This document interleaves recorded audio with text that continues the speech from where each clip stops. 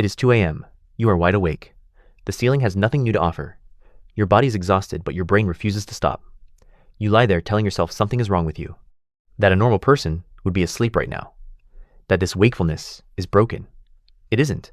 That hollow, restless feeling you get in the middle of the night, the one you have been fighting and medicating and apologizing for your entire adult life, is not a malfunction. It is not anxiety. It is not a disorder. It is one of the oldest things a human body can do. For 300,000 years, not a single one of your ancestors slept through the night. Not one. 8 uninterrupted hours is not ancient wisdom. It is not biological truth. It is not even close to what your body was actually designed to do.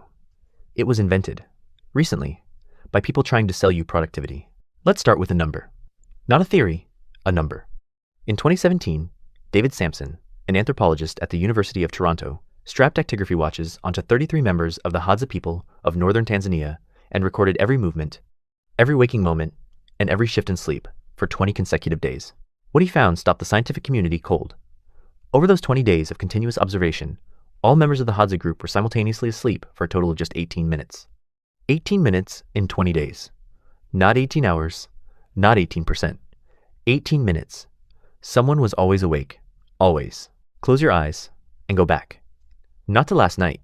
Go back 100,000 years. The sun has gone down. The fire is burning low. Around you, 25 people are settling into sleep on hard, cold ground. Children pressed against adults for warmth. The darkness beyond the firelight is not empty. It moves. It breathes. It has eyes. Leopards. Hyenas. Cave lions 25% larger than any lion alive today. Every single one of them hunts at night. You have no walls. No doors. No weapon that guarantees anything. Going to sleep was not rest. It was the most dangerous thing your ancestor did all day. Your ancestor was not brave about this. They were terrified. Anthropologists studying ancient campsites have found that fires were kept burning through every hour of darkness without exception. Not for warmth. Not for cooking. For the circle of light they created. Roughly 30 feet in diameter. Inside that circle, predators would not enter. So how did they survive the hours when the fire burned low and the circle shrank? Not with weapons. Not with walls. The answer was each other's wakefulness. David Sampson and his colleagues at Duke University published their findings in the Proceedings of the Royal Society B. They called it the Sentinel Hypothesis. The idea is this. In any sleeping human group, different people naturally wake and sleep at different times. Early risers wake before dawn. Night owls stay alert past midnight. The elderly sleep lightly and rouse at any sound. The young sleep deeply, but briefly. This variation was not random. It was engineered by evolution. At any given moment during the night, someone in the group was awake, alert, and listening to the darkness. The Hadza never posted guards, never drew up watch schedules. Their biology did it automatically. In 20 days of monitoring, at least one person was awake during 99.8% of all nighttime periods. The group was its own alarm system. And here is what makes this extraordinary. Evolution did not give us one sentinel. It gave every single member of the group a different sleep schedule deliberately so that the watch was always covered without anyone having to sacrifice their own sleep entirely. Elegant. Ruthless. Perfect. So what does this mean for you right now? If you are a night owl, you are not broken. If you wake at 3 a.m. and cannot fall back to sleep, your body is not malfunctioning. You are running a 300,000-year-old security system that kept your entire species alive through history's most dangerous nights. But the Sentinel Hypothesis only explains why some people were awake at night. It does not explain what was happening to everyone else.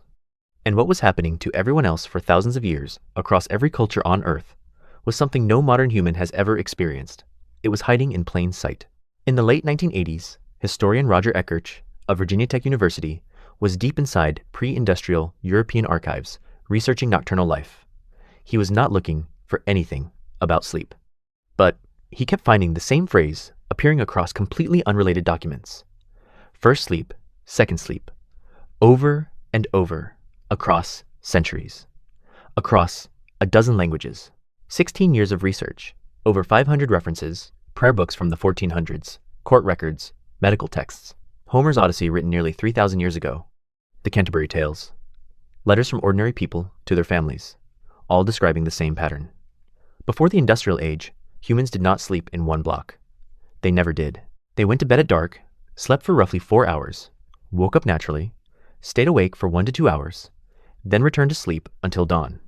2 sleeps. Every single night. For thousands of years, across every culture, Eckhart could find records for. This was not insomnia. This was human sleep. So what did people actually do during that hour between first and second sleep? Everything. A 16th century French physician named Laurent Joubert wrote that couples should use this window for intimacy because the body was most receptive. People prayed. People wrote. They visited neighbors whose fires were still visible across the dark. A physician's manual from the 1500s called this middle hour the watch. It recommended the watch as the finest time for reflection and study. The mind, it said, was at its clearest in the quiet between first and second sleep. That state had a name, a literature, medical advice written specifically for it. And then in 1992, psychiatrist Thomas Wehr at the National Institute of Mental Health proved everything Eckhart had been finding in those archives was real. Wehr removed all artificial light from healthy volunteers for 4 weeks. 14 hours of darkness every single night. Exactly what your ancestors experienced before fire extended the evening. Within 3 weeks, every single participant settled into the same pattern without being told. 4 hours of sleep, 1 to 2 hours of calm wakefulness, 4 more hours. Nobody suggested it. Nobody taught it. Their bodies simply remembered. Wehr measured hormone levels during that waking window and found prolactin elevated the meditation hormone. Participants described the state as deeply peaceful, reflective, unlike any normal waking experience they had ever had. It was not a gap in sleep. It was its own distinct state of consciousness, one that most modern humans have never experienced in their entire lives, because we eliminated the conditions required to produce it. Here is where it gets dark. The death of the sleep pattern was not natural, not gradual, not driven by biology or evolution. In the mid-1600s, Paris installed street lamps under Louis XIV. London followed. Night became navigable, then fashionable. Coffee houses opened at midnight. Social events moved to after dark. Everything shifted. Going to bed at sunset began to seem backward, primitive, the habit of the uneducated. The 2 sleeps began collapsing into one. By the 1820s, parenting guides in the United States were already advising mothers to wean children off the 2-sleep pattern. Night was no longer something to survive. It was something to spend. In 1879, Thomas Edison commercialized the electric light bulb. Within 1 generation, a sleep architecture that had existed for the entire 300,000-year history of the human species was gone. Not because our biology changed, not because our bodies evolved past it, because a business made darkness inconvenient and productivity fashionable.